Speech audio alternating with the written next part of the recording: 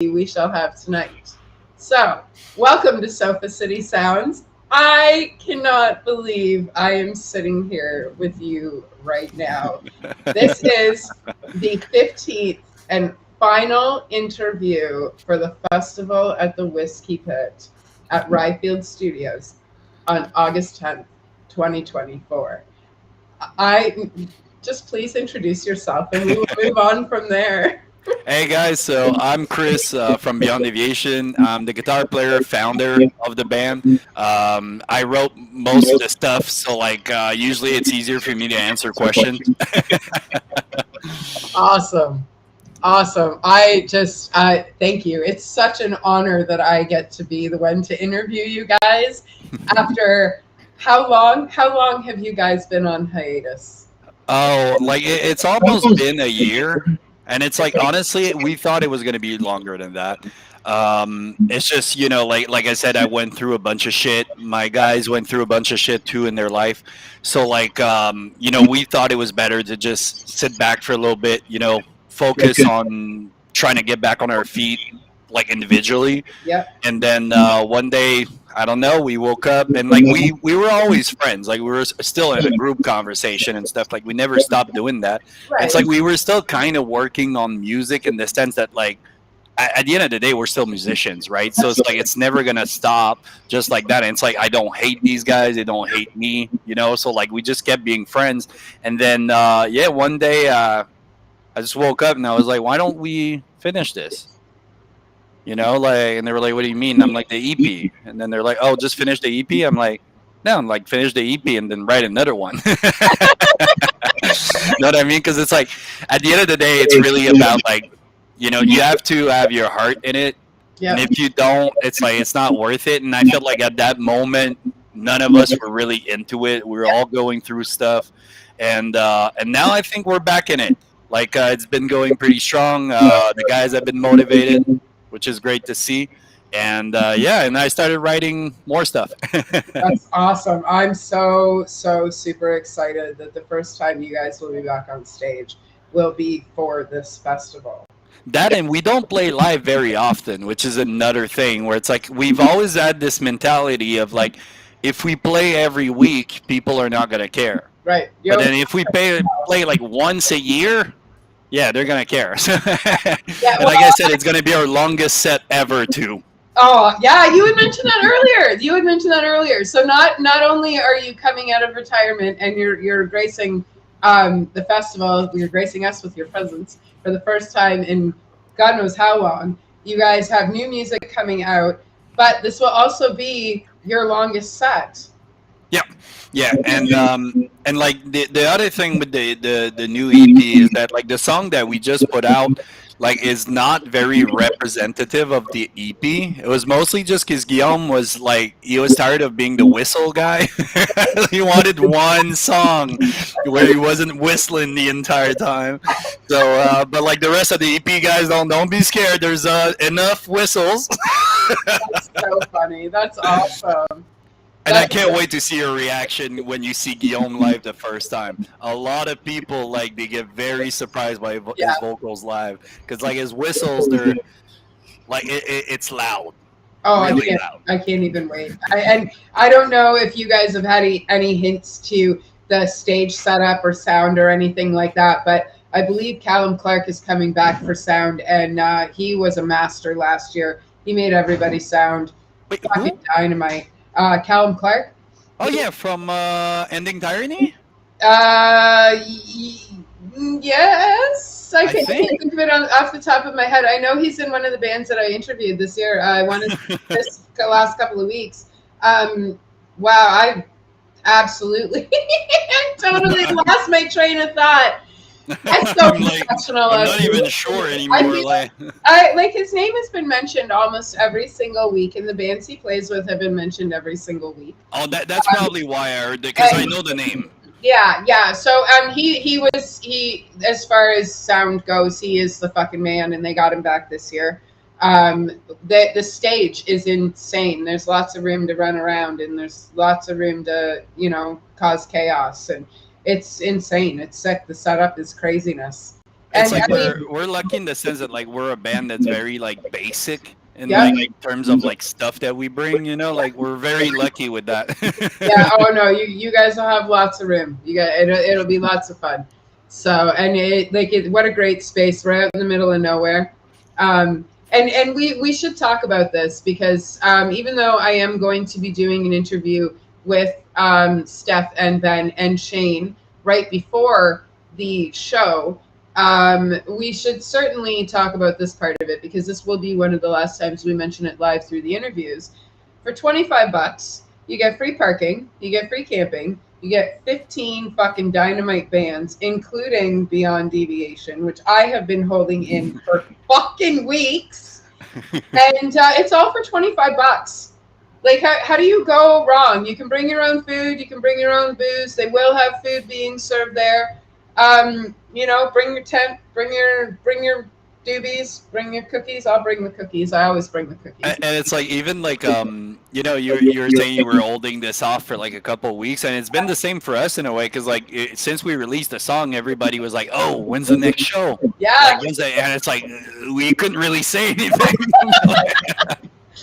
There's something like. Usually it's not me holding on to stuff. Usually it's bands when I interview them.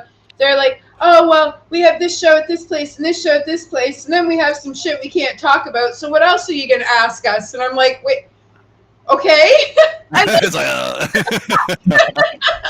we're lucky for that because we don't play that often. Yeah. So you're not going to hear like 10 dates. It's like, this is our date this summer. This is wonderful. You guys and Pro Sector are two bands that are on minimal stages this year, and we get to see both of you guys on the same stage at Ryfield Studios this year. So that's going to be killer. The lineup leading up to you guys is like, I don't know, think of the biggest firecrackers you can think of and think of 15 of those in a row. Like, remember the Big Bertha firecrackers that would like shake the house? Okay, so it's like 15 of those or 14 of those in a row, and then 15 of those all at once is you guys. So we have this like massive lead up to this massive explosion, and I got to document it all for everybody, and I'm so excited. It's going to be super fun. Oh my god, it's going to be a fucking wild party. And it's like we love playing Ontario in general. Yeah. Like it's just something where it's like even though we're from Quebec, we were founded in Quebec. It's like I don't know why, but we've never had any like success in Quebec. It's been really weird. So like since day one, it's been Ontario. Yeah. And like our first tour was like around the GTA. Yep. You know, like so it's always been very Ontario. Like we played I think twice in Quebec. Like that's it. Do you find the crowds are different, or like the energy of the crowds are different? I've seen a few shows in. I think there's a lot of reasons. Time it's Toronto. Like I think there's a lot of reasons. For one, I think a lot of people in Quebec don't even know we're from there. Yeah, surprisingly enough, I've had this guy one time. He came up to me. I was in a mall here in Gatineau, and I was working there. And this kid comes up to me. He's like, "Do you play for Beyond Deviation?" And I'm like, "Yeah." Then he goes, "What the fuck are you doing here?" I'm like, "I work here." I'm like, "What do you mean?" And then he was like, he looks at me and he goes, "Aren't you guys from Florida?" I'm like, "Florida? What?" Thank you, but no. Yeah, it's like, no, like, I mean, we're from here, but when we started, it's like most of the work we were doing with other bands, right? Like promotion-wise, was with Florida bands, you know. Oh, right. Back in the days, it was like Body Snatcher, Traders, all these guys, you know. So, like, those were the people we were working with mostly. Yeah. So, I guess that's why a lot of people kind of, like, have this idea that we're from the same area. Yeah. But at the same time, there was also Obliterate that was working with the same people. They're also from Quebec. They're dead, sadly. Oh. One day, make a comeback. Remy, make a comeback. All right. I love this part of them. We'll send this part of the interview to them when we're over. I'll be like, Remy, you better come back, motherfucker. No, I love these guys. It's just call out. And like I said, like the Ontario scene is dope in general. Like we love the guys like Beguiler, Seagrave. I mean, there's so many bands. It's like, and it's hard to pinpoint which ones You know, like because there's so many. Yeah, I've actually. It's funny that you say that because it's come up in the show a few times where every band out of Ontario right now is fucking killing it. Yeah. Everyone. There's not, and maybe there is, but I haven't heard them. There's not a shitty band out of Ontario right now. Oh no, It's crazy. It's like even when you go into other genres, because Yeah. like last time we played Ontario, it was Newmarket, and there was a bunch of like different genres because it was like a memorial show, Right. and like all the genres freaking kicked ass. Like I was like, damn, everybody's good. And that's what's crazy these days too, and it's great in a way because it's like nowadays music so much more accessible for people to make. Yes. So like we see more and more bands just exploding and like coming up with weird ideas, and I say weird in the best way. I mean, I play Dragon Corpse, guys. Like Dragon Corpse is weird. No, that's certainly a compliment in our industry. Absolutely. Yeah, it's like it's original. And it's stuff that I like to hear. And like I said, like I mean, right now I'm wearing this shirt, but I was just about to put my Beguiler shirt. So like, you know, like They're playing the festival. Probably. But these guys, they slap too. They're really weird. They're called Steel.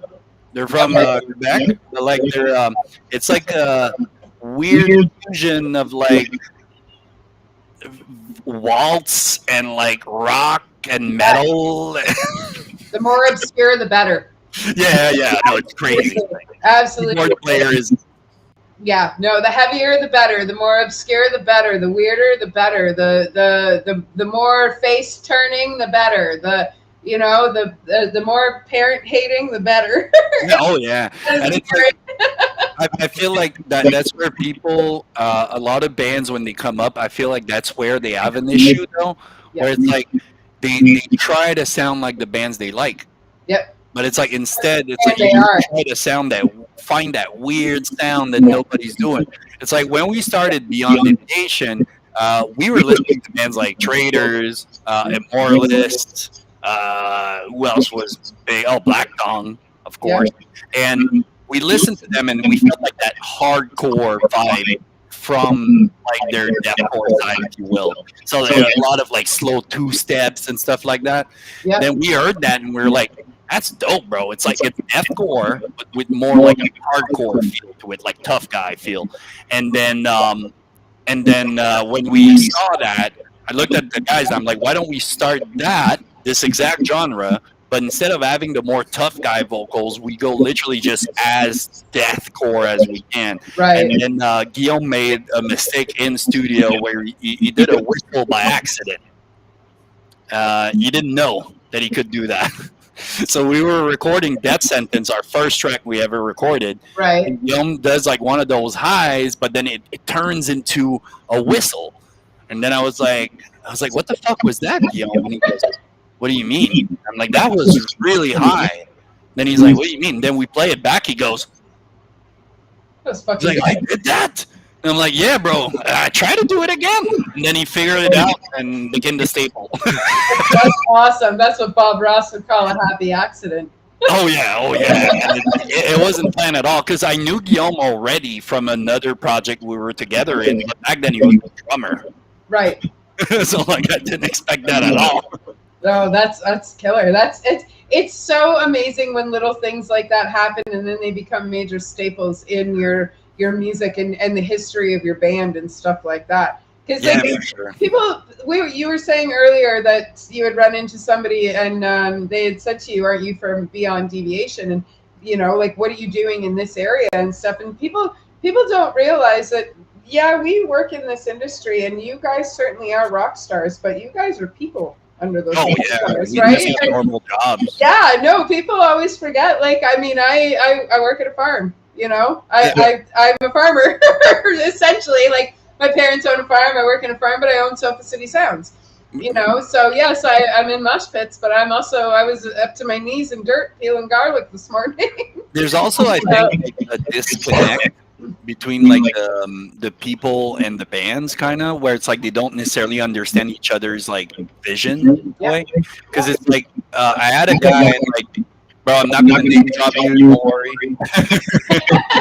But like he came up to me and he was like, he was like, damn, bro. He's like, I need help with money. I'm like, okay. And then he was like, can you help me? And I'm like, bro, I'm broke. Yep. And then he was like, well, you just released an album. I'm like, that cost me money. yeah. It's like, yeah, I lost money. Yeah. And then he goes, well, didn't you make like a bunch of money with it? It's like, no, man. It's like we make it, but like it pays some of the design, some of the recordings and stuff like that. But like it doesn't really pay that well. So it's like people that play in this genre, like metal in general, do it out of passion. Yeah, we're not doing it for the money. So No, it's out of passion. Now, don't get me wrong. There's lots of bands that get to do it for the money. Yeah. And kudos to them, because I tell you, I would love for this to be my living for the rest of my life without having to pull garlic. But I mean, sure. But That's I mean, don't get me wrong. I like to eat, so I don't mind farming. But on the same token, it's the glorification that people give it is not necessarily always there. We're doing it for our passion, not for everybody else's passion. And I think that's the disconnect that you're talking about. People get so passionate about what we do, or what you do. I should say what you guys do, because I'm doing what I do right now. You guys are the reason I have my job.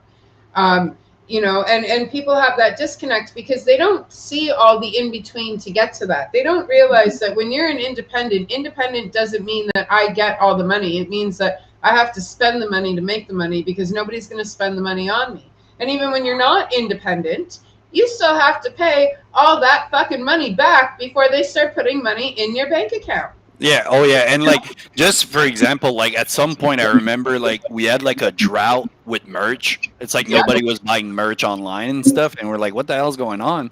So it's like what I do usually in a situation like that is I talk to people and I just try to understand. Like, is it like I think my camera. Oh yeah, there we go. So, is it like more of a, I don't know, maybe just people are broke right now, right? I mean, the economy right now is disgusting. Craziness. But like at some point, like it was really, really dry, and I started questioning. And what I noticed is that people thought we were already selling a lot. So they were like, "What's the point of supporting if they're already making money?" And then we're just sitting here with like empty pockets. We're like.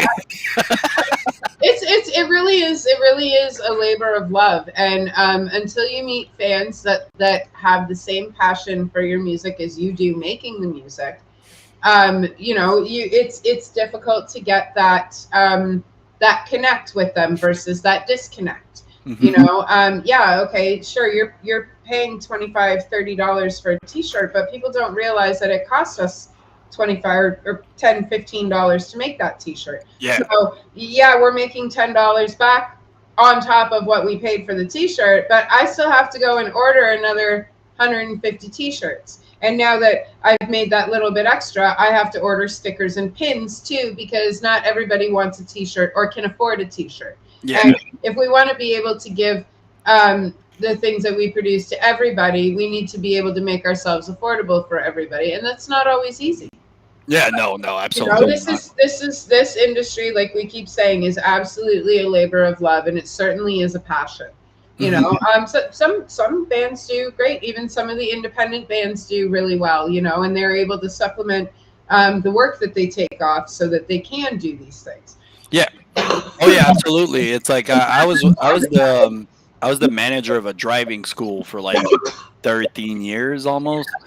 And like, that was my everyday job. Yeah. And it's like, and they knew what I was doing on the side. So like, they'd give me some time off to go on, on tour and do whatever.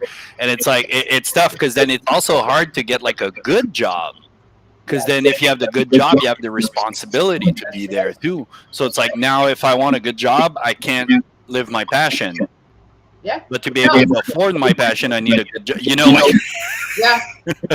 Yeah, I know. And our economy right now, the Canadian economy, is not any economy to be able to want to have hobbies in that you have to pay for. Yeah, no, absolutely not.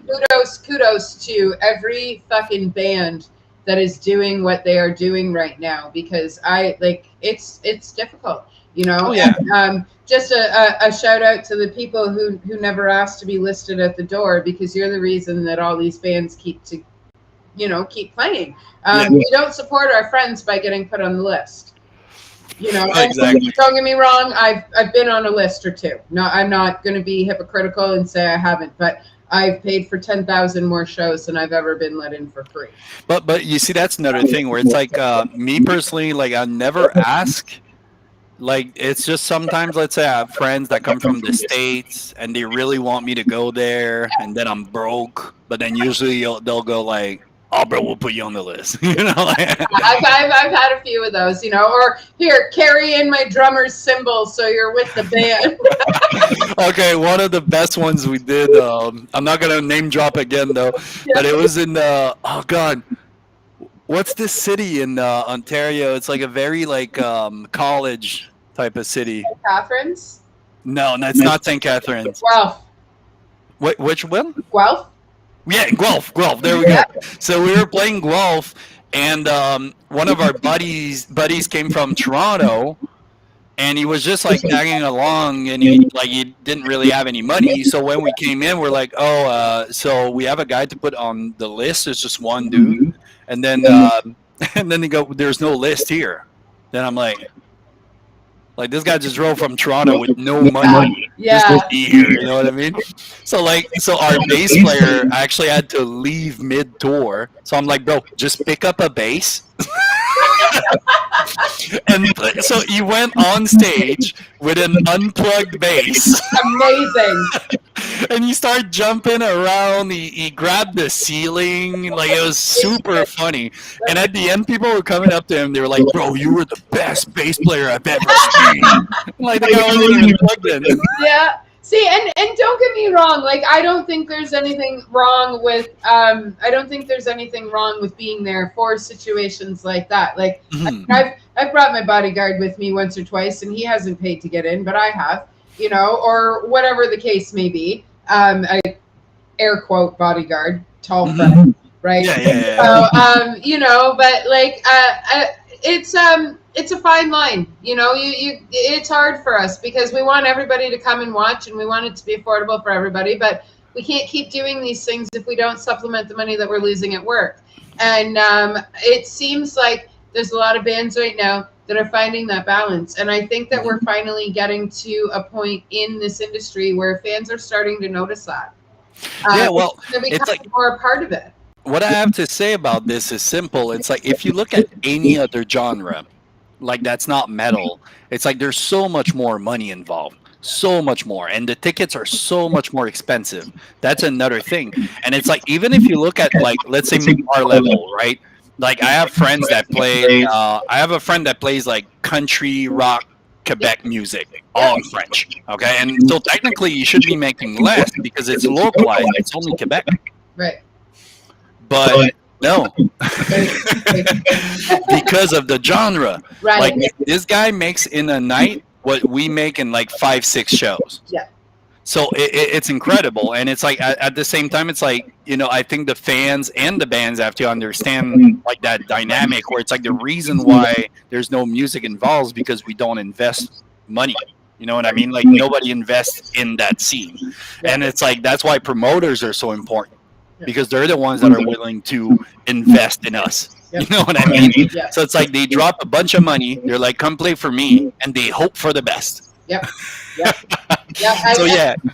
think fans need to go to shows more, and like, absolutely, especially smaller shows. Oh, for sure. But the wonderful thing is we do have promoters out there, like you say, that are willing to do the things that we have to make sure that bands like you have good turnouts and great shows and stuff like that. And again, we wouldn't be able to do things like that. We wouldn't be able to put those shows together if we didn't have bands like you guys working so hard. And then the bands wouldn't be able to do anything without the promoters, without the fans. It's like, really, it's just one big wheel, right? Yeah. It's like we're just like all working together to try to achieve something. Yeah. It's like cogs in a watch. It's like cogs in a watch turning for a good time. I don't know if you're familiar with the FEQ, which is like the Quebec festival, like on in Quebec City. It's huge, right? Yep. And a metal band played this year. Really? Yeah, Get the Shot, hardcore. So I found them on YouTube. Yeah. I found them on YouTube Music. They came up on a random list, and I thought I was the coolest person in the world because I knew who they were before everybody else. And then Pound of Flesh comes to me and says, "Oh, we're playing with Get the Shot next week." And I was like, "You got to be fucking kidding me, man! I'm the only person who knows who they are. Now everybody knows who they are, and But it's crazy. they're It's like fucking amazing." It's getting there, and I love to see it where it's like we're seeing bands slowly peek into like the mainstream. You know what I mean? Yeah. And it's so important. And like I feel like a lot of people hated Lorna Shore over the past like 2 years because of that. Yeah, there's a lot of hate going on around them Really? because of the fame, right? Like their shit's working, and it's like, Yeah. and it's like for me, it's the opposite. I see that, and I go, all right, we have a shot. Well, yeah, like You know look what I at, mean? but look at the size of Will Ramos. Yeah. Oh, oh, oh, oh, what? My internet dead? No, it's mine. Oh. It's my internet. Oh, okay, there we go. We're back. I thought it was me. No, I freeze every once in a while, and thankfully I didn't freeze with a ridiculous face this time. But no, what I was saying was like Will Ramos. He's not very much taller than me, and I'm about 5'6", right? So he's not very. Oh no, it was me. We lost Shane. Shane from Ryfield Studios just popped in. Oh, hey, what's up, man? Yeah, so I should send him the link, and they should pop in actually. And the other thing is, you know, with the old Lorna Shore thing, it's like I feel like a lot of people that hate on them don't realize one thing is that Will was just a kid sharing his vocal covers in Facebook groups like 3-4 years ago. Yeah. And like now he's at the top. Like people should applaud that. Like we shouldn't hate on that. It's like, you know, some young kid that's part of our community, like they use. I mean, even if you look at, you know, like Shadow of Intent. I don't know if you know Shadow of Intent, but like Ben back in the days when they just started, he would throw us messages on Facebook, like to Beyond Deviation, to ask us to share his band. Isn't that crazy? Yeah, it's insane, and it's like people get mad at this, but it's like you shouldn't. This is dope. They're just kids that are trying to do the same thing we are trying to do, except they succeeded. Yeah. Which means if they succeeded, you can succeed too. Now it's about like looking at how they did it. You know what I mean? It's like their strategies, and it's like some bands it's money. As much as it sucks to say, money helps a lot. Like, I mean, we're calling a spade here, thankfully. Yeah, and then if you look at Cattle Decapitation, these guys didn't really blow up until much later in their career. No. And they always wrote dope shit. Always. Yeah. Sorry, I'm just trying to find Steph and Shane so that I can send them the link for the show in hopes that one of them might pop in for a minute and chat with us. Oh. Shane's watching the show, and you guys are the headliners. So hopefully one of them pops in to say hi. It would be wonderful. I'm kind of putting them on the spot, so hopefully one of them's watching. Oh no, that show is gonna be fun. Like we're excited.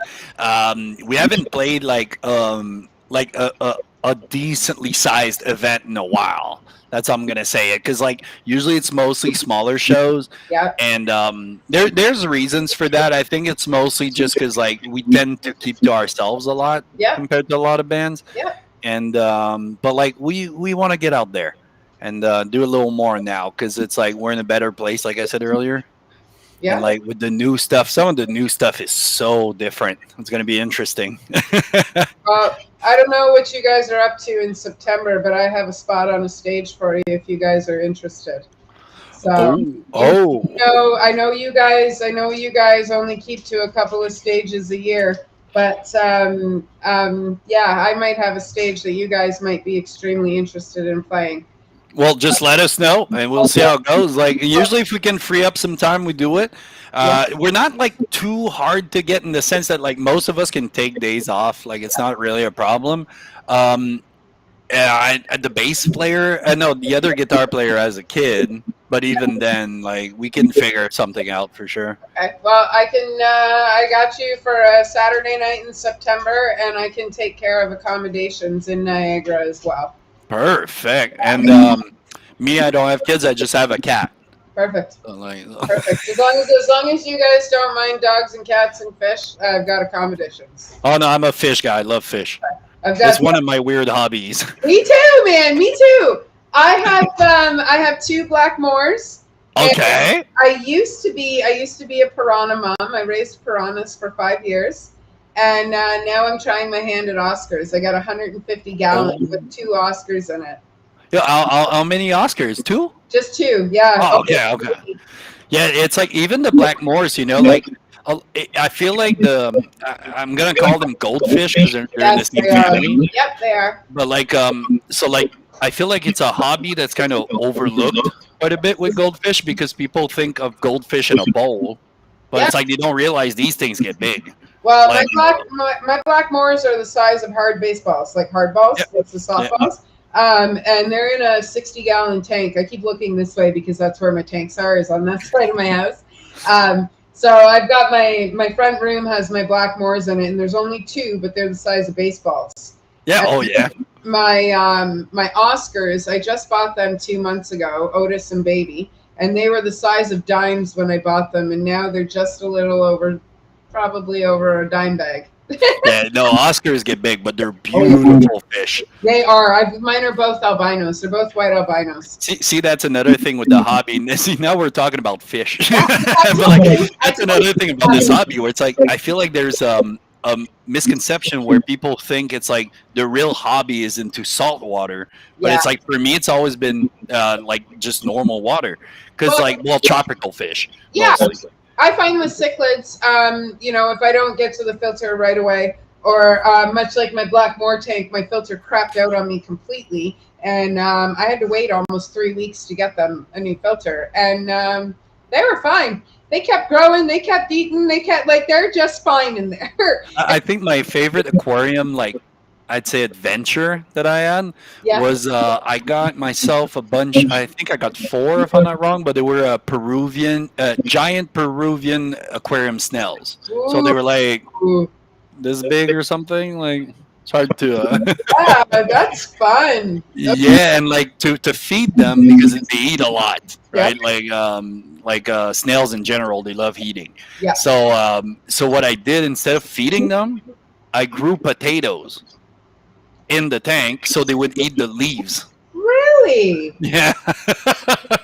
That's fucking interesting. That is, see, and this is why I love raising fish, because you talk so much interesting stuff that you wouldn't have. Like, we would never talk about potatoes in a fish tank if we were still talking about music, right? But like it's just such a cool hobby. And is. it's like I think people need to be educated more on it though, because I feel like a lot of goldfish die for no reason. Yeah, and I feel like people should understand that less people have been murdered in the world because I own fish tanks. Yeah, oh yeah. Like I have 150 gallon at the foot of my bed, so when you walk in my bedroom, you can't see my bed. All you can see is this 150 gallon fish The tank. big tank, yeah.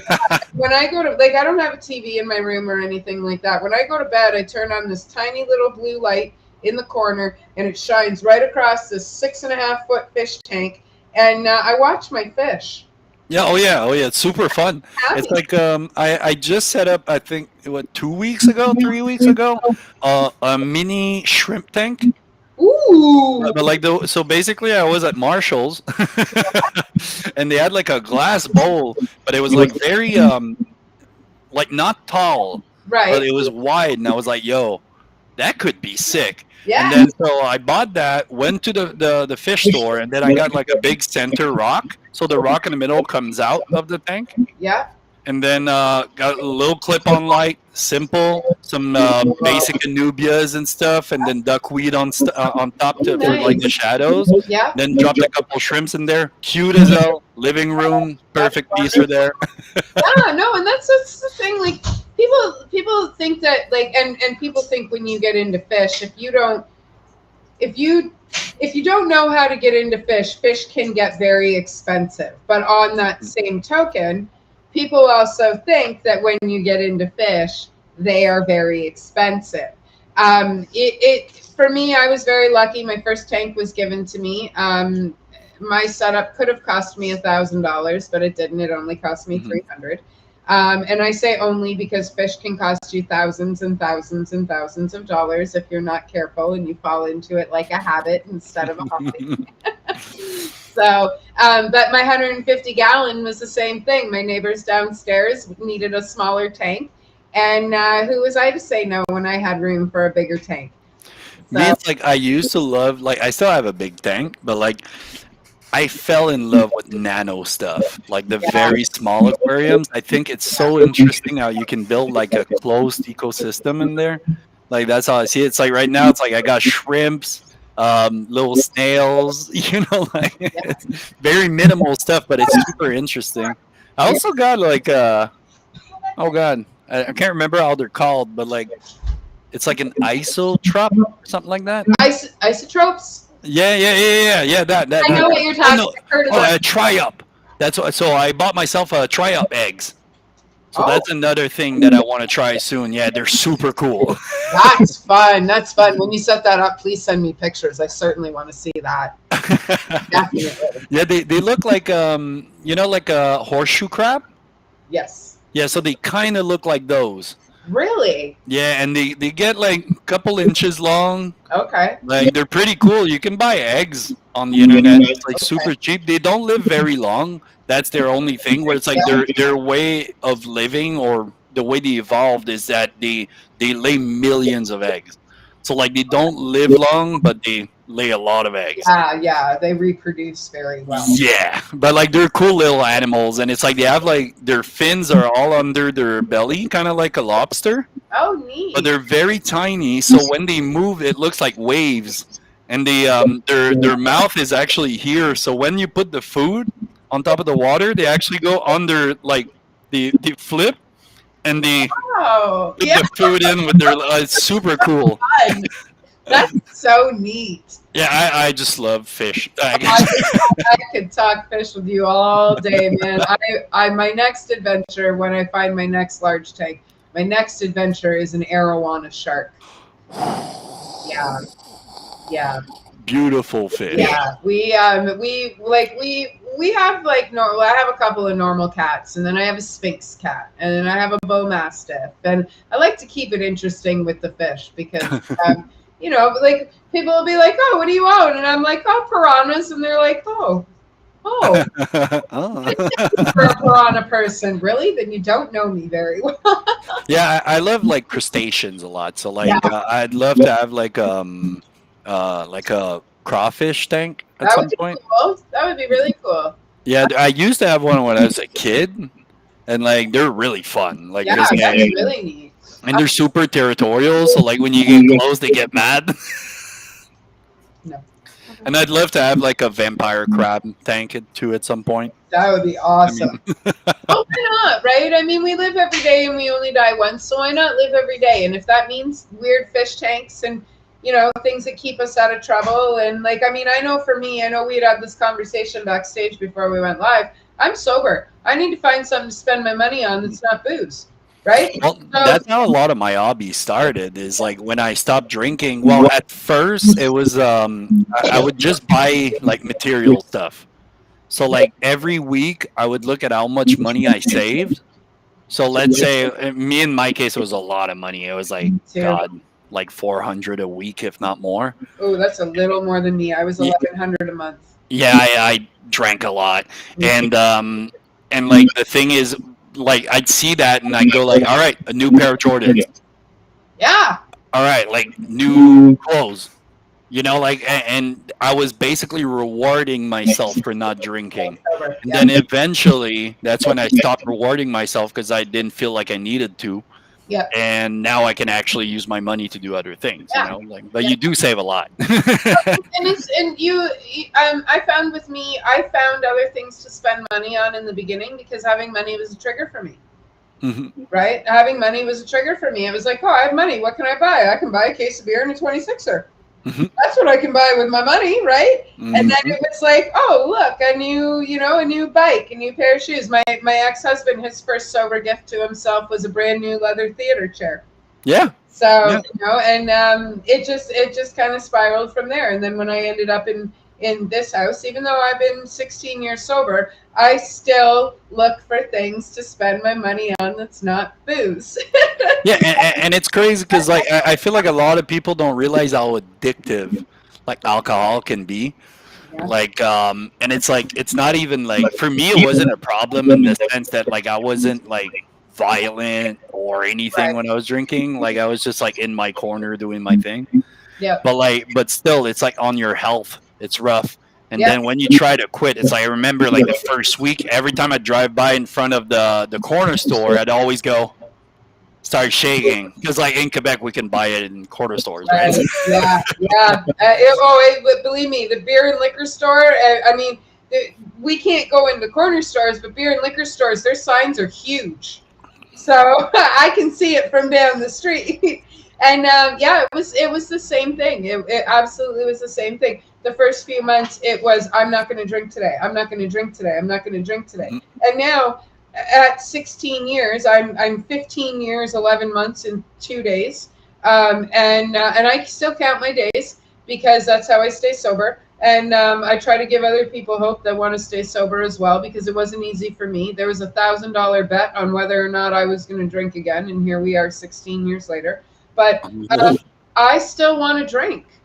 You know, like you said, people don't understand how addictive it is. I still want to drink. I was at a concert a few weeks ago, and I had walked into the bathroom, and the girls that were in the bathroom didn't have the stall door closed. Well, guess what? I wanted a line too. Yeah. Oh, and it doesn't. And that's 24 years I haven't touched a line of blow. And people don't realize that. Yeah, I'm battling being myself every single day, and living every single day. But I have to battle that addiction on top of being myself and getting through my day. So yeah, I might have a day, but I might also have an addiction to battle that fucking day too, you know? That's the thing where it's like I feel like a lot of people don't know that like you're not addicted to the thing, you're addicted to how it makes you feel. Fucking A. That's what's dangerous because it's like, you know, like people ask me, it's like, what's wrong about blow? It's like it's too good. I love it. It's too good. Yeah. That's what's bad about it. Yeah. It's like good because like when you're on it, everything's fine. Everything's great. You know, you love it. You feel energized. Like you want to do things, and like I said, it's like you're addicted to that feeling. Yeah. Not necessarily the thing. You know what I mean? Yeah. And alcohol was the same thing for me. It was a coping mechanism mostly. Absolutely. Absolutely. And that's the other thing. Now that I'm sober, it's like another thing that changes is you. Like you become the person you were supposed to be. Yeah. Instead of being the person that you became. Yeah, and the thing is, in the beginning too, once you first get sober, you become the person you never wanted to deal with in the first place that made you start fucking drinking. Yeah, it's crazy. Fuck, I'm back to square one. You know, I come from a family with like a history of alcoholism. Like it's like everywhere in the family. Yep. My brother's in prison right now for it. You know, like it's just in the family. Yep. And I remember growing up, and I kept telling myself, it's like I'm never gonna be like my dad. Yeah. Like I'm not gonna be like my dad, and I was on the way to be exactly like him. And it's like just glad I broke the cycle, but still, you know, like it's. I feel like we are lucky to be in the because I don't feel like you and I are too far off in age. I feel like we sit in the same generation. Probably similar, yeah. Yeah, I feel I'm just a little over 40 and a little under 42. So you know, so I feel like we're in that generation that's breaking all those curses. You know, we had those parents that didn't watch us. We had those parents that helicoptered over us. Most of us had parents that didn't watch us. I raised myself. I don't know about anybody else. I was raised by a house key and a smack. If I lost a house key, I got the smack. It was never my mother. It was always my stepfather. I'll put that out there because I have a good mom. I have a good mom too. Like I love my mother. You know, but we came from that generation where they didn't know any better. So they did what they thought was best for us, which was get the fuck out of the house and I'll see you when the streetlights come on. You know, we were that generation that raised ourselves, and we are that generation that goes, I am not going to be like the generation that raised me. And, you know, we don't spank our kids. We don't say mean things to our children. We don't leave them alone all day long and stuff like that. Like how our generation was raised. And I think that was key to us breaking those generational curses and continuing on the alcoholism and continuing on the shitty parenting and stuff like that. That, and also like the government like opening their eyes to certain things, like yes, I don't drink, I don't do like drugs, but I do take THC to sleep, Me for too. example. And it's like I'm glad that the government finally opened their eyes to that, where it's like it can be good. And honestly, I've never seen someone kill people on weed, but I've seen people kill people on alcohol though. So like it's so weird that it took that long to make one legal. You know what I mean? I haven't committed a murder in a long time, so you're absolutely on the right track with that one. Indoor thought. But it's like, you know what I mean though, right? Where it's like it just sucks that like it took that long, but at least we got there. And it's like people can be free with that stuff now. Yeah. And I don't know. I've never seen like a pothead that was difficult. So No. I mean, I might fight the fridge every once in a while. Open the door, close it. Open the door, close it. Open the door, close it. Because I don't know what I want to eat. Sometimes I slam the freezer because there's nothing in there that's quick. But that's the most angry I get when I'm stoned. And for me, being a recovering addict as well as alcoholic, I find that I'm in a lot less pain and I can function better. I can raise my children. I can pay my bills. I'm not a complete asshole because I'm not on something that's going to ruin my life for pain relief, right? Oh. Chronic pain. And I can eat a quarter of one of my cookies. I can eat a quarter of a cookie and I can be great all day long. I can function, I can drive, I can work, I can do everything that I need to do to be a good parent, a good human, a good worker, stuff like that. Now you give me any kind of painkiller, I don't care what kind it is, just pick one. And that's it. My life is ruined. Mm-hmm. No, absolutely. And not quickly. And it doesn't matter if it's prescribed by the doctor or if it's prescribed by the guy on the corner. A drug is a drug is a drug, and an addiction is an addiction is an addiction.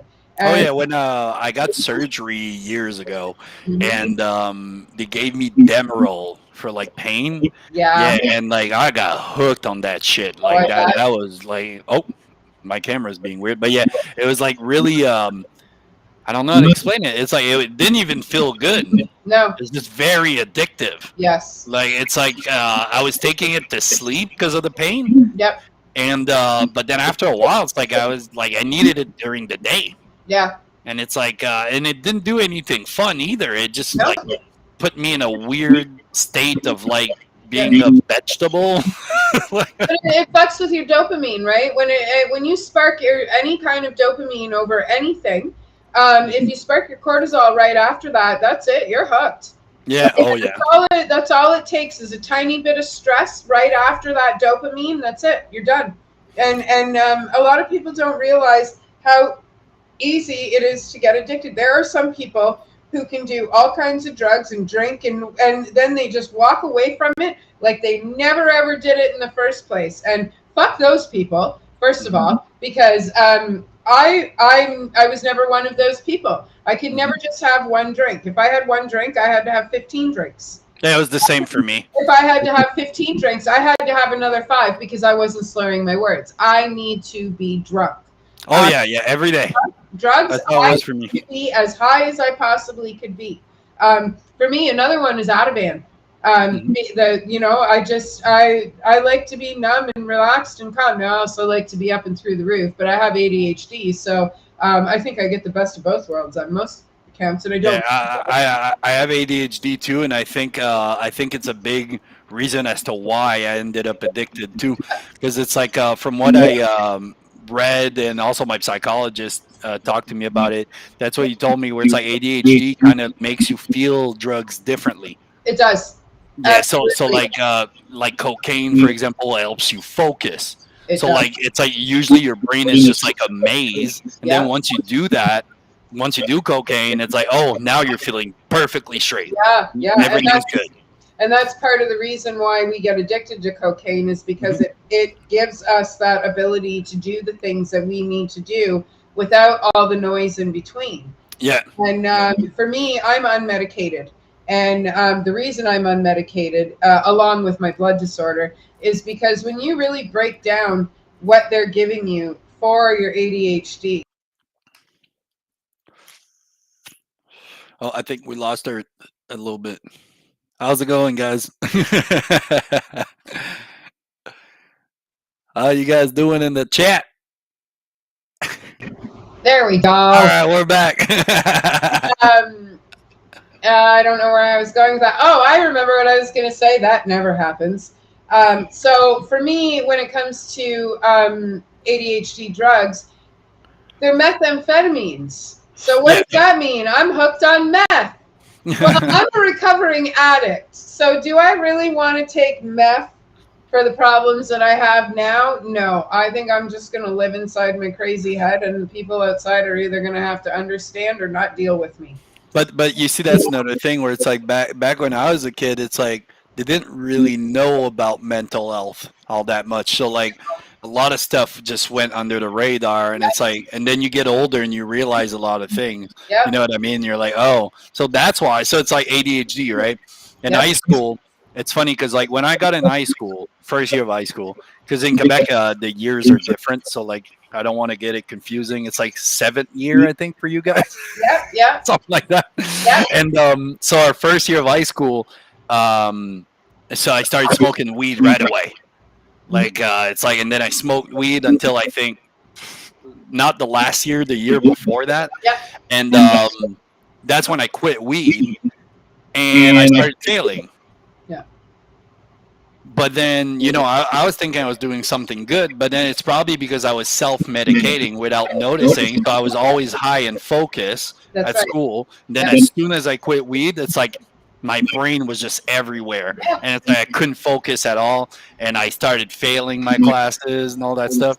And then, it's weird. It's really weird. It's funny because you hear a lot of people from our generation go, oh, my mother's beat me and my dad did this and my parents said this and blah, blah, blah. And I'm fine. I'm not fine.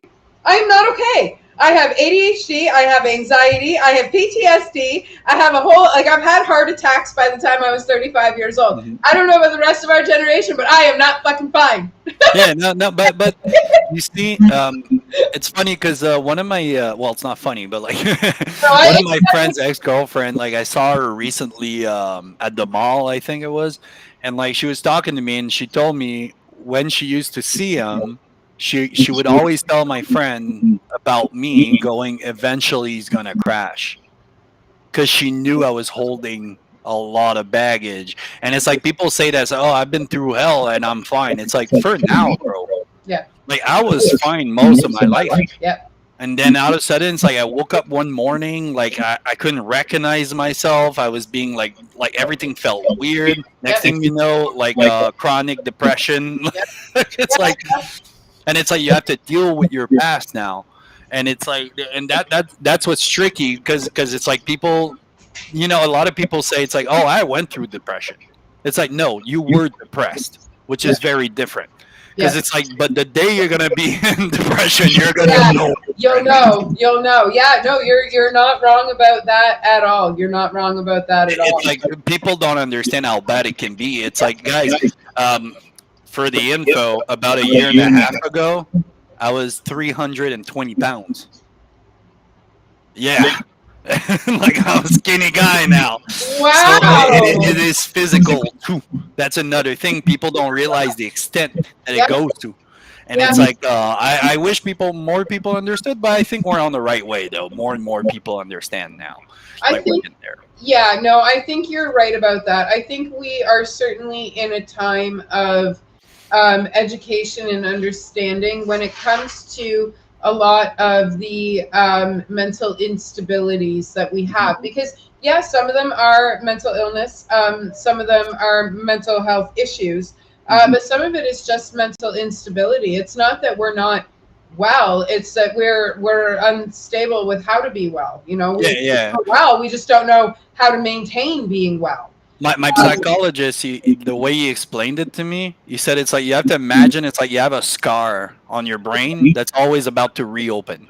He's like that's what it is to be a person that actually feels depression. Because he's like, when it opens, you don't feel depressed. You are depressed, which is Right. it's a physical thing. Yeah. And like it's crazy. Like I love psychologists; they're smart. Well, and people don't realize it. Like, I mean, people look at it as a feeling, but it's certainly a physical. Oh, how's it going, chat?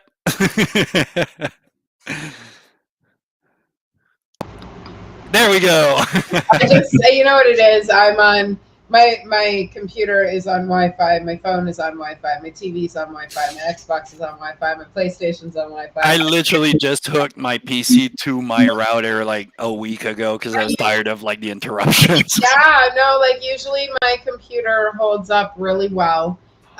Usually my girls are watching something on one tablet, but they've got friends over and there's probably 2 or 3 tablets going on and the computer and my phone sitting next to me, and so it's my internet gets busy. It's usually pretty good, but is Pluto on her way out the door? Okay, it was lovely to have you, darling. I didn't even see you the whole time. It's always so wonderful when you're in my house because you and me are so quiet and you have such a good time. So, that's awesome. I'm sorry you didn't go swimming, but we'll try again tomorrow because I parent and work in the same home. So I have to say I absolutely love having my kids be a part of all the things that I do. Oh, for sure, for sure. It is. That's part of the reason why I do it at home is because they get to see how a business is run instead of having to work for somebody. No, absolutely. So, And like I said earlier, that's the dream. Like we're all trying to achieve that at the end of the day, and it's like, and that's another thing that's weird to me. I've had people go like, "It's like, oh, why do you start so many projects?" It's like, why not? but yeah, clearly you don't know what ADHD is. I can handle it. What are you doing today? Yeah, and like the thing is, like I'm not like a metal fan. I'm a music fan. Me too. So like I love to write all kinds of stuff. You know, like right now I have a shoegaze project that's anonymous that's going on. That's Like awesome. in the background, I started a new slam band with a friend from the States. So it's like I'm always doing something. Yeah. And yesterday I got offered to like have a collab with a French Quebec singer. Like Cool. so, like there's like I love music. I love Yeah. music. I love politics. Yeah. Oh, I could talk politics with you, but I don't know if we're on the same side, so maybe we'll do that off air. Me, I'm always like when it comes to politics, I'm very left. But when it comes to Quebec politics, Yeah. it's a little different because this one I can see both sides. Yeah. That's why this one's tricky for me Yeah. because it's always that language thing. Eh? Yep. And Yeah, it's like I can see how it can be annoying, Yeah. but also I can see why people want to preserve their culture. You know what I mean? So it's like it's a weird Yeah. like situation because it's like I'll be surrounded by like Quebec supremacists, you know, that go like fuck the English. Yeah. You know what I mean? And then I'm sitting there like my dad's English, my Yeah. my little brothers are English. I mean, like my niece is English. Most of my friends are English. Like I'm not gonna hate them. It's I think it's kind of a weird thing. I think when it comes to that side of politics in Canada, we just need to have like a big honest conversation Yeah. about this because it's like at the end of the day, I understand both sides. Like I said, because like you know, it's not just language, obviously, right? Because language brings music, movie. Yeah. You know, like a lot of things that we have that are like exclusive to us.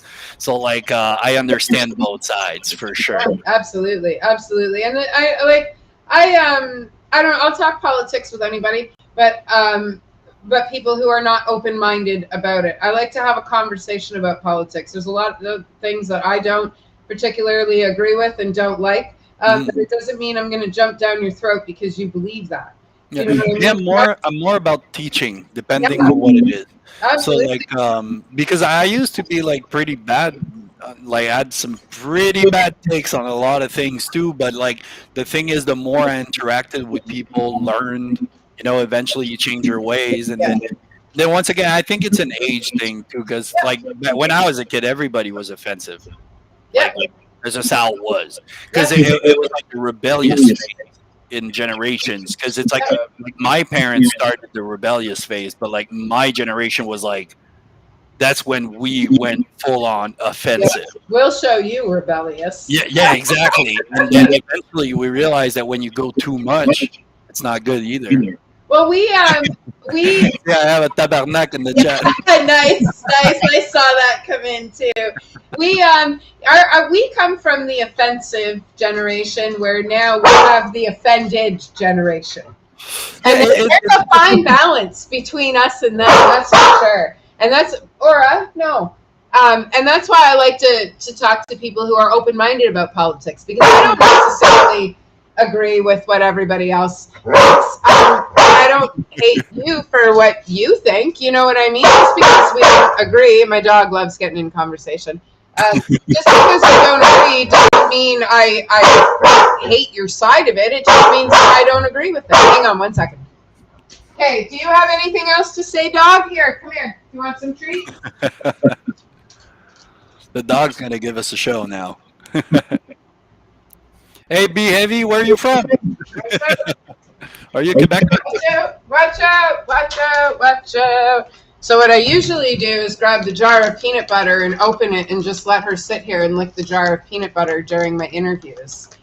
So I don't have any more peanut butter, so I'm just going to have to make her sit for stuff. I just realized, too, one of the person that talked in the chat, Spider Bands, he put like lyrics in there. It's like, because tonight will be the night that I will fall for you.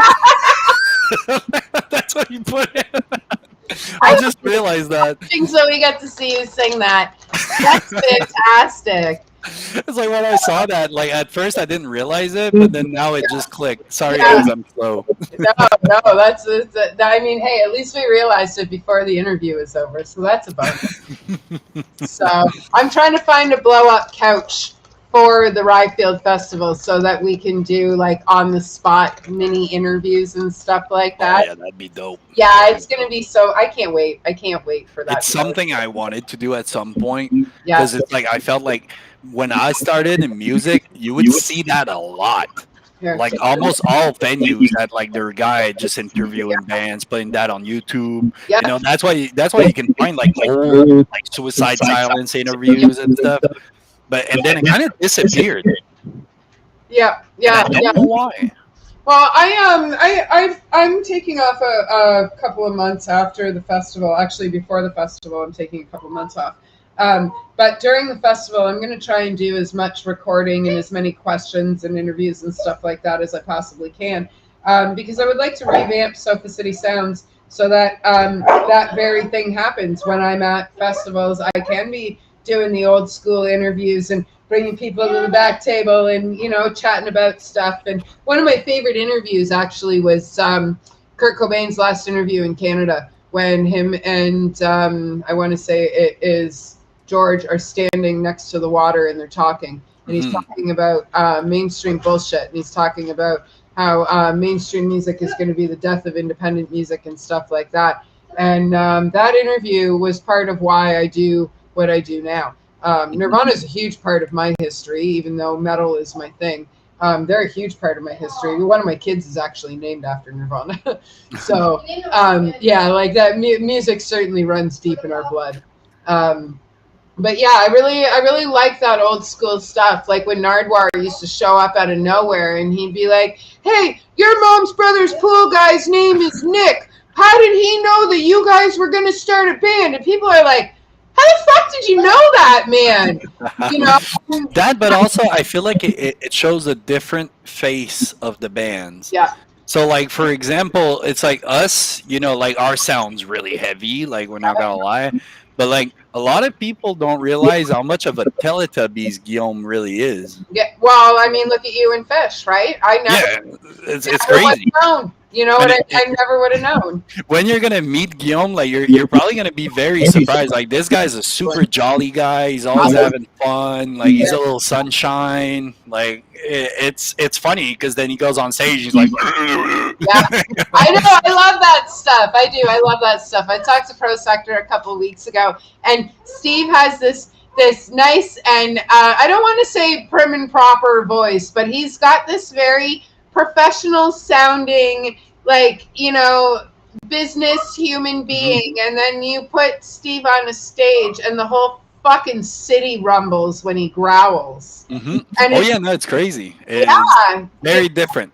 yeah, and you would, like, if you didn't know him, you would not know that he is the lead singer of Prosector. It's like we used to, like, back when we started touring. Sometimes we'd pull up to like venues. It's like, let's say I was driving, or Rock, the old guitar player, was driving. We'd pull up with like gangster rap, like brass, and people are like, "What the?" Like, it's like, what? These guys listen to that? It's like that's what I mostly listen to is rap. Yep. And it's like, and it's not because I don't like metal. It's really just because, like, I feel like a lot of the lyrics I can align more with. Yeah. Yeah. But then at the same time, it's like I love deathcore for different reasons. Like, me, deathcore, what got me into it was the more depressive side of it. So, we're gonna get it, guys. Oh, I just read that, Bievi. Le maudit chien calice. Hey, don't yell at the dog. I'm not. I just saw in the chat, Le maudit chien calice, like the damn dog. She always gets in trouble, man. She's still a puppy. She's 100 pounds, and she thinks she can push her weight around and get what she wants. Oh. I unfortunately my clutch on my car is done, so I can't go anywhere right now. But she's used to me working 3 days a week, and now I'm home more regularly. So now she's like, "Oh, you're home? Well, I'm just gonna bark at you now that you're home instead of barking at you now that you're not home." Right? So I'll like take her for a walk and I'll play with her and we'll lay on the couch for a little bit. And the second I stop breathing in her direction, she starts barking at me again. Oh yeah. Like animals, I was gonna say animals like love affection and like they love attention, but like our cat, she's a stray. Yeah. So like she's social when she wants to be. Yep. Like that's how we're gonna like say it, because it's like if she's antisocial, you can't really approach her. Yep. But then you can usually tell, especially with cats, because like their body language is really easy to read. Yeah, their butthole's facing you usually. Yeah. It's super easy to read. Like, as soon as you see the ears. Yeah. So I have a 24-year-old cat. She wants nothing to do with fucking anybody. But do you blame her? She's 24, right? Okay. So, B Heavy wants to know what band you're in. Beyond Deviation. Look us up. All platforms: Spotify, iTunes, YouTube, anywhere. Pornhub. Okay, maybe not there, but you get the point, right? I do kind of want to do I want to try to be the first band to do like day one release on TikTok. I've never seen a band do that yet. Huh. Yeah, like the full video on TikTok, like something that's film, portrait, everything. Interesting. Yeah, that's something I want to try, because TikTok these days is the place to be. I know. I'm on TikTok. The Ryfield's on TikTok. We're all there, and it seems way easier is not the word I want, but that's the word I'm going to use. It seems way easier to navigate musically than I find the other platforms can be right now. It's because the algorithm is simple. Yes. That's the difference. When it comes to YouTube, it's like you have to be up there to be up there. Yeah. So like if you're starting today, you're starting with a massive disadvantage. Yeah. Oh, absolutely. But then with TikTok, the way it works is they'll show your video to 10 people. Yeah. Let's say 5 people like it. Then they go, damn, okay, this video attracts people. So they're going to show it to 10 more. And then it keeps going. So that's usually how they do their algorithm, which is why it's so much better than YouTube when it comes to especially short clips. Yes. TikTok does amazing with short clips. Yeah. No, I love TikTok. It's one of my, as far as social medias go, it's definitely my favorite space to be. I've been on Facebook longer than I've been on anything. And I like Facebook because I have a good following with Sofa City Sounds and my personal page and for what I do and stuff. But I just find TikTok. Funny enough, I'm gonna say it and not be cliche about it. I find on TikTok I can be more myself. Yeah. Oh yeah. And like the other thing with TikTok is that it's like a people's app, right? Yeah, It's just random content, yeah, and like it shows you what you want to see, yeah. right? Like I've seen like posts like on TikTok where it's like people are like, oh, people go on TikTok to see young girls dance, and it's like there's none of that on my for you page. Yeah. So Mine. it's like like my for you page, it's politics, Yeah. music, Yep. what else? Like anime stuff. Yeah. Yeah. My Sofa City. I try to make the algorithm lean more towards as much music as I possibly can. As far as the videos that I get shown, because Sofa City, I try to just stick with music. But my personal page, it's the same thing. It's music, it's politics, anti-government, which I'm totally fine with because I'm not a fan. But it also has. I'm going to lose my train of thought because my ADHD sucks. It also has homesteading and canning and farming and murder mysteries and makeup tutorials Yeah, and yeah, a bunch of different things, yeah, really. all that stuff that makes up me. I see. And then, like I get stuff in my For You page that is not for me, like a beer ad or whatever. And I'll click the don't show me again. I want less of this in my feed. And I don't get that stuff coming up anymore. Whereas in Facebook, I'm like, no, don't show me these ads. And then they show me 50,000 other fucking ads that I don't want to Oh, see.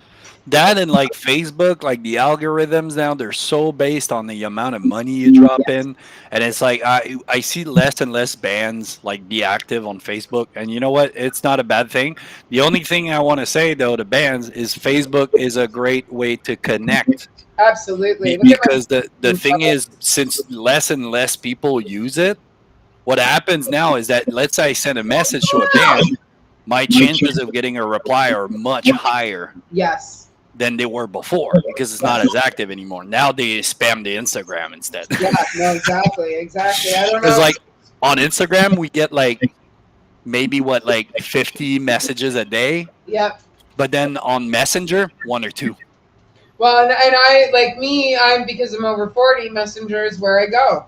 Mhm. Facebook is where I go. It's what I know, Mhm. right? I'm too young for MySpace, too old for everything else. Mhm. So that's where I went to you guys, right? And same thing, it was one of those. I waited for a response, and people wait for me for a response too because I'm usually on TikTok or on my business chat. I don't get my notifications right away. Yeah. I have noticed with Facebook, when I go into the business chat, I will find messages that I didn't know were in there. Yeah. Right. So I found there was a few times where I would message bands. So we were getting ready for these Ryfield interviews, and I would have to get Steph to reach out, and she would end up reaching out through like Instagram or something, and they'd get back right away. And it's because I'm too old for Instagram. I don't realize that there is other social medias out there besides Facebook. Yeah, Instagram now is like it's for bands. It's another like really good one because it's pretty easy to like pinch into the algorithm again. Yes. Like Instagram, we didn't used to use it like many years ago, and it's like now I think we're sitting at God, I don't even know, like almost 11,000 or That's something. awesome. That's And awesome.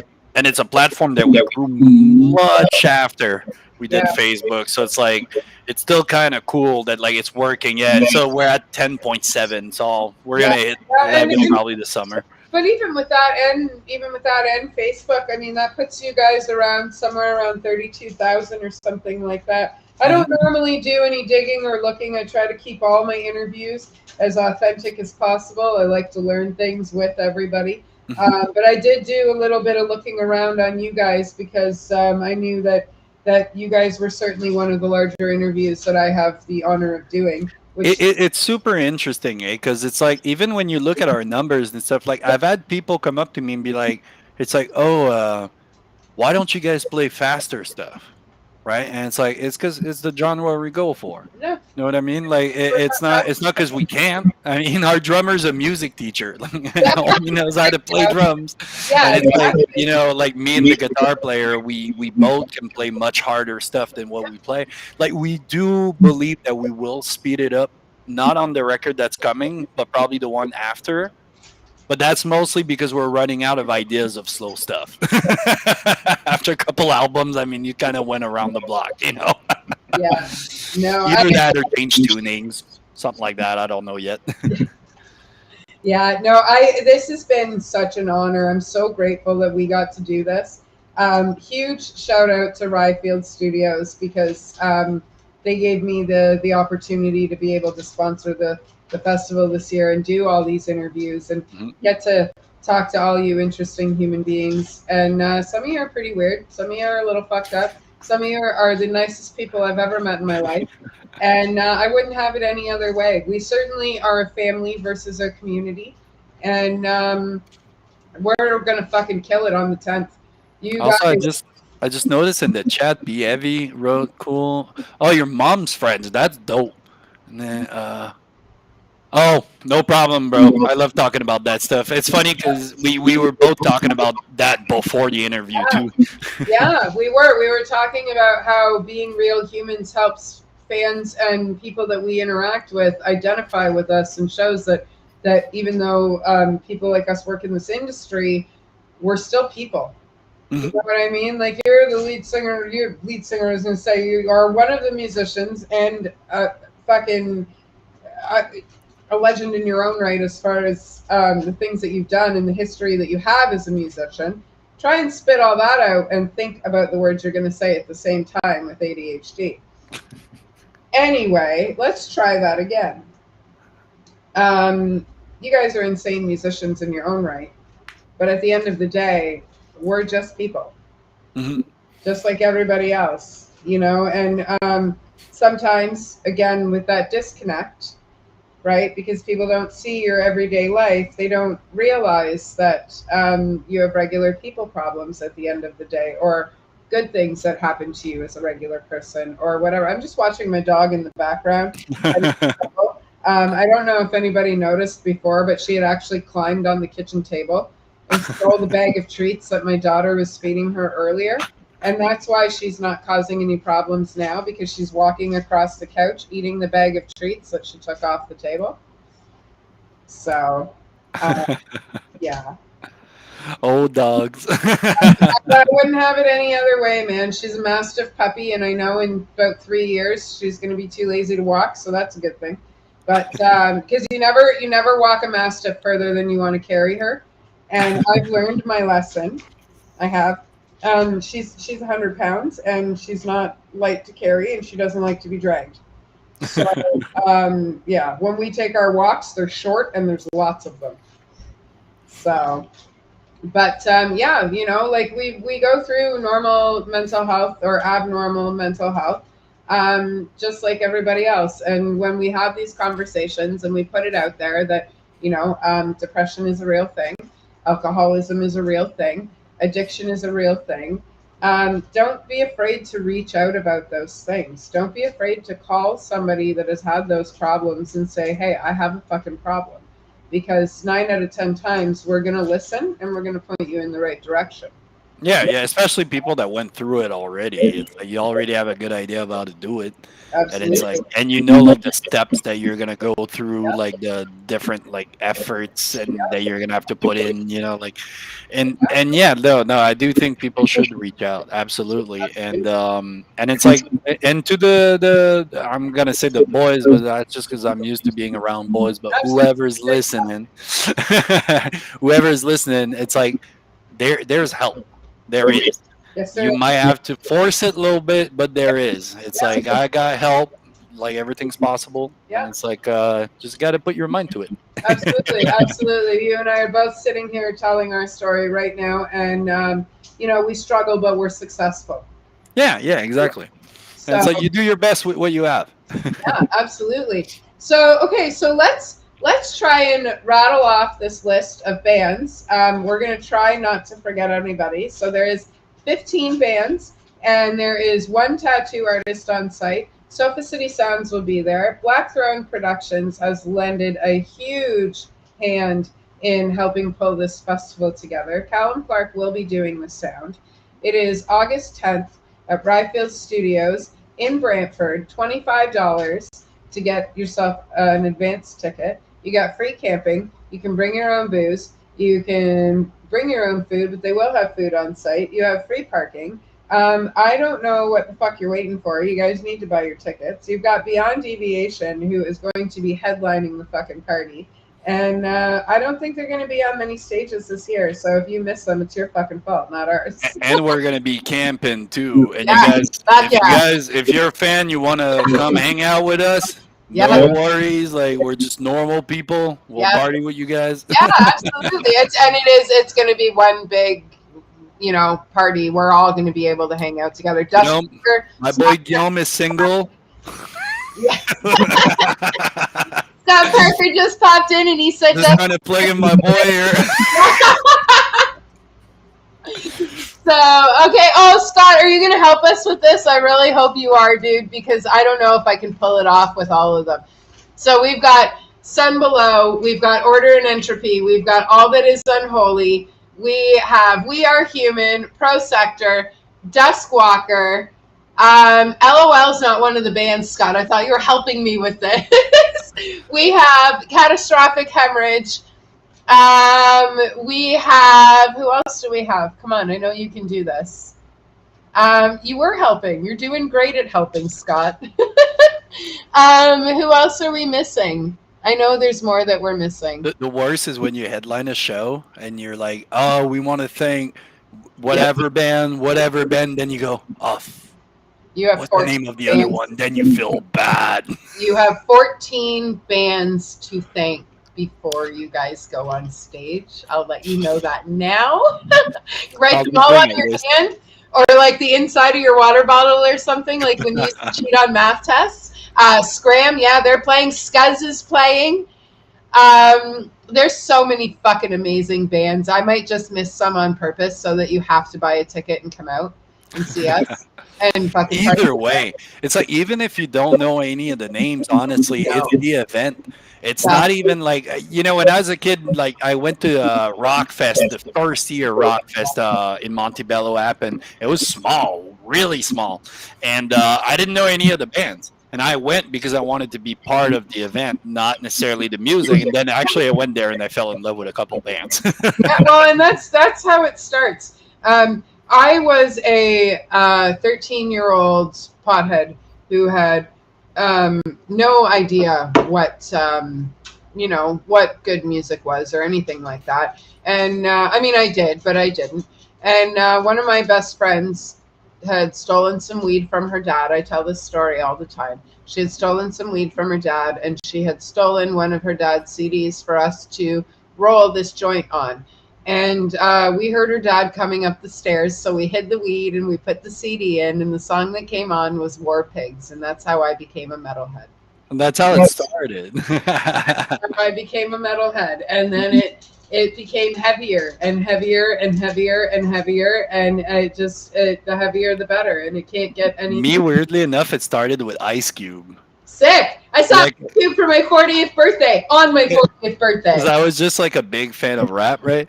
Yeah. And like, but then I heard Ice Cube, started jamming Ice Cube, and then Korn released a song with Ice Cube. Yes! So that's how I knew about Korn, and then I fell in love with Korn. Yep.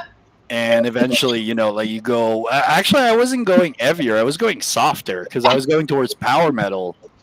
And eventually, I think it's when I started playing deathcore that I started listening to deathcore. Yeah. Almost at the same time, and then because I didn't really understand why people liked it, and then as I was playing it, I was like, "Damn, that's mean," that's. And that's what I started feeling. Like, it's the emotion of rage, Yeah, like, that's great. Absolutely. I could talk to you all night, and I'm hoping that I will get the chance to talk to you way more when we get to Ryfield Festival. Oh, for sure. After the festival, we should certainly do a follow-up interview and talk with you boys about what you have in store for the future. I know that there are a few of you that we will have a language barrier with, but it sounds like you're going to be a good translator, so we should. Guillaume's going to be the worst. Like, Guillaume's going to be like, so the way he speaks English, he's going to be like, hey, how are you today? Yeah. So my French is suck.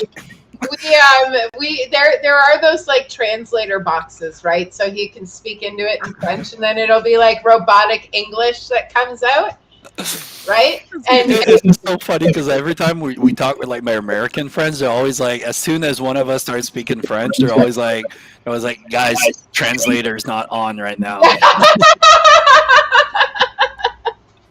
That's awesome. Well, if I can find a blow-up couch, I'm hoping to squish all of you guys on it and talk to all of you. That'd be fucking dynamite. But as much as I don't want to cut this short, I could sit and chat with you guys all night long. I do have to life, unfortunately. The dogs have to go outside and all that fun stuff. I have children that I have to tend to. Oh, hell yeah. Enjoy the day. Actually, I don't know how it is at your place. Me, it's like it's looking like it's going to be pretty dark. I'm hopefully gonna get to go for a night walk before I pass out, because I overdid it in the garlic garden this morning. I went to the garlic farm, and we missed one of our patches as far as weeding goes, and I keep telling my dad that I'm going to do it. And then today I was like, fuck it, I'm going to do it. Well, the weed whacker didn't work, so I had to do it all by hand. And the garlic patches are 90 feet long by 4 feet wide. So. That's